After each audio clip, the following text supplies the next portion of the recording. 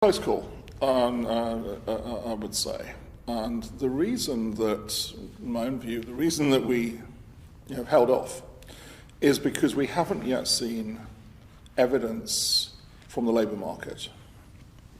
And that's important.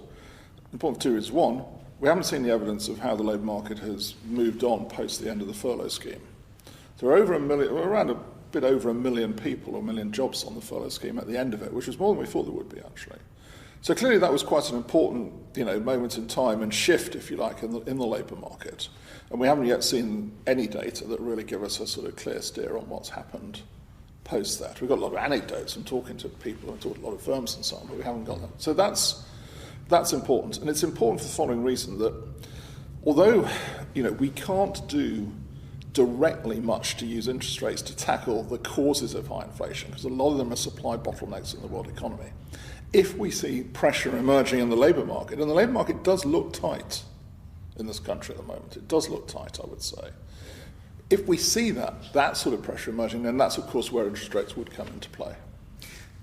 It's very clear then that at this stage you don't feel it's necessary to act to prevent inflationary expectations becoming anchored into the economy. But you did say in Rome, and I'll quote it back to you, the bank will have to act. And that set the hair running and got the traders and those who speculate on interest rates very excited about the prospect of a move here. Has there been a hit to credibility in your communications? Let me be clear what I said. I said it was a conditional statement. We make a lot of conditional statements deliberately. I said if we saw evidence of medium-term inflation expectations becoming, use the word de-anchored if you like, then we will have to act. No doubt about that, and I'll say it again today. It's a truism, if you like, but we will have to act.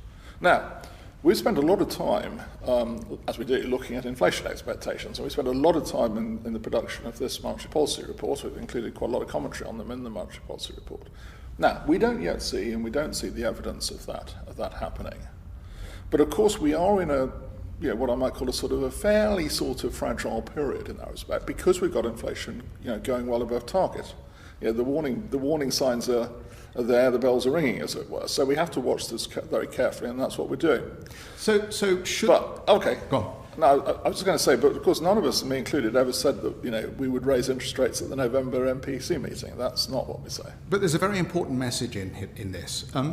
Whilst the data is inconclusive and there is opacity as a result of the supply chain issue and as a result of COVID, should the market participants put less emphasis on statements between meetings? How should they adjust their expectation on forward guidance? Well, I don't think we, of course, would ever sort of, in a sense, give a sort of rule as to what emphasis you should place on communications. We obviously try to endeavour to make our communications useful, make them in a sense accurate in terms of what we're saying.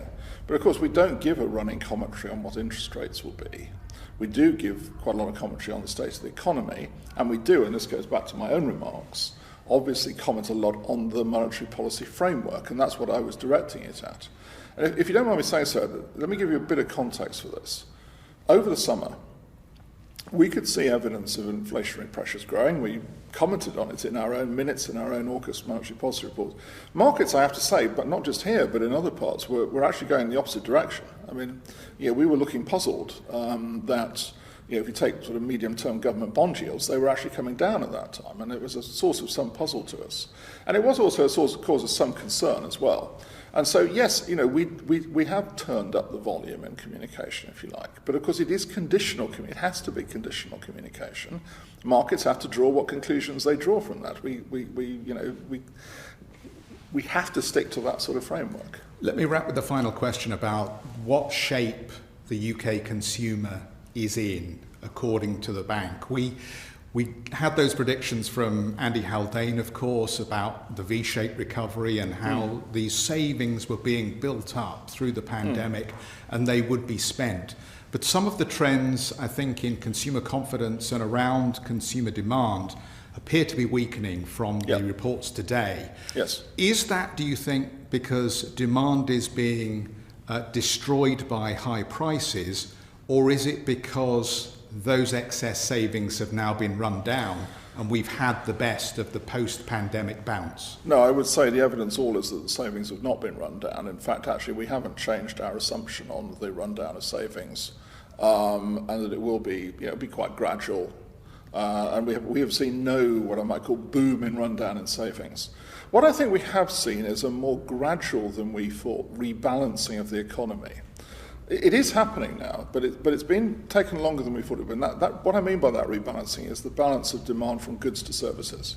So particularly household consumption demand moving from goods to services.